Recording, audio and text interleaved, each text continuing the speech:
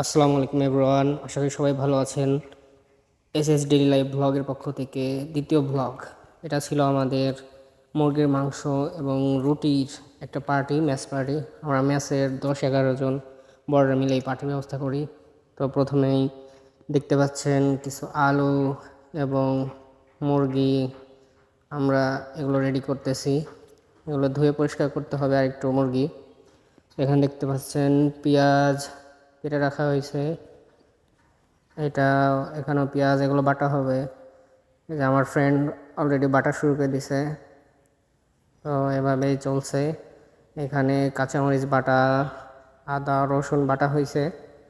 আপনারা দেখতেই থাকুন, আশা করি শেষ পর্যন্ত ভালো লাগবে। সো এখানে দেখতে পাচ্ছেন সব কিছু এখনও রেডি করা হচ্ছে। এখানে আমাদের ছিল 4 কেজি আটা এবং মুরগির পরিমাণ ছিল 3.5 কেজি। এখানে তেল, অন্যান্য মুরগি মশলা, বিভিন্ন মশলাপত্র ছিল। সো এই প্রসেসিংগুলো করতে করতে এখন অনেক সময় লাগবে। মুরগি, আলু রাখা হয়েছে। আলু কেনা হয়েছিল মেবি 1/2 কেজির মতো। যেহেতু আমরা 11 জন মানুষ, তো মুরগির মাংসের সাথে সাথে 2-1 পিস আলু থাকলেও ভালো হয়।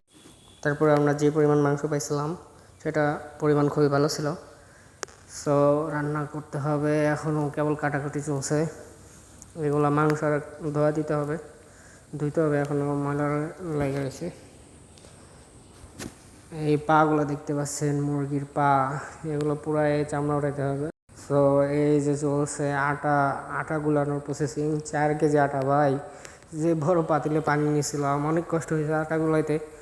গরম পানিতে আটা না গুলাইলে আসলে রুটি নরম হয় না। সো এই জন্য একদম ফুটানো পানির ভিতরে 4 কেজি আটা একদম গুলানো হয়েছে। এটা দিয়ে আটা গুলাইতে তো কষ্ট হয়েছেই, তারপরে রুটি বানানো আর সেঁকতে সেঁকতে ভাই অনেক কষ্ট হয়েছে। শেখার জন্য একটা চুলা হয় নাই, পরে আমরা 2টা চুলা ইউজ করছি। 77 পিস রুটি বানানো লাগছে। সন্ধ্যা 8টা থেকে রাত 11টা পর্যন্ত রুটি বানানো লাগছে। এর মাঝে মাংস রান্না করা হয়েছে। তো আমাদের অনেক কষ্ট হয়েছে এর ভিতরে। কেবল পানি গরম দিচ্ছি। তারপরে আটা গুলানোর টুক মনে হয় ভিডিও হয় নাই, তখন ব্যস্ত ছিলাম। একদম চামচ দিয়ে আটা করা হয়েছে, অনেক কষ্ট করতে হয়েছে। তো কষ্টের ফল অনেক মজাই হয়েছিল। সো দেখতে থাকি। এই যে রুটি বানানোর কারিগর সাজিন, আমার রুমমেট। তারপরে এই যে দেখতে পাচ্ছেন দ্য ফাইনাল রেজাল্ট, মাংস আর রুটি তো একদম ডালায় ভরে গেছে। খালা রান্না করে একটা ডেকের ঢাকনা, সেই ঢাকনার উপরে 77 পিস রুটি, মেবি হ্যাঁ 77-78 পিসের মতো হয়েছিল রুটি, তাও মোটামুটি অনেক। তো খাওয়াটা অনেক মজা হয়েছিল। তারপরে আমরা পরিমাণও ভালো পাইছিলাম। আর রুটি নরম হলে খাওয়া যায়, অনেকগুলো সমস্যা হয় না। শক্ত হলে খাওয়া কষ্ট হয়। তো নরম হয়েছিল। আমরা এক একজন 6-7টা, কেউ কেউ কম খাইছে, আর একজন দেখা যায় 10টা-11টা করেও খাইছে। তো খাওয়ার সমস্যা হয় নাই। অনেক মজা করে সবাই একসাথে খাইছি, যেহেতু 11 জন ছিলাম। তো খাওয়াটা খুবই ভালো হয়েছিল। তো এখানে বাটিগুলো রাখা হয়েছে। এখন প্রতিগুলা বাটিতে আলাদা আলাদা করে সবার ভাগের জন্য করা হবে, সার্ভ করা হবে। রুটিগুলো দেখতে সেরকম লাগতেছিল, ফিলিংসটা অন্যরকম ছিল। এতগুলো রুটি আর মাংস, সে অন্যরকম ফিলিংস ভাই। ম্যাসে না থাকলে ফিলিংস বোঝা যাবে না।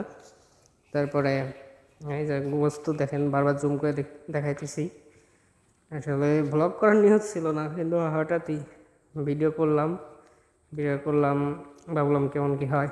ভিডিও অবশ্য যদিও ভালো হয় না, রাতের ভিডিও। তো কিছু করার নাই। এখন প্রথম প্রথম ব্লগ করলে একটু এরকম হয়। আস্তে আস্তে আপনাদের সাপোর্ট পেলে আরও ভালো ভিডিও করার চেষ্টা করব। সো এখন খাওয়ার পালা, সবাই যার যার বাটি নিয়ে বসে গেছে। এই যে আমার বাটিতে দেখতে পাচ্ছেন লাল টকটকা মাংস। আশা করি সবাই লাইক, কমেন্ট, শেয়ার করে পাশে থাকবেন। SS daily life blog is signing out. Thank you.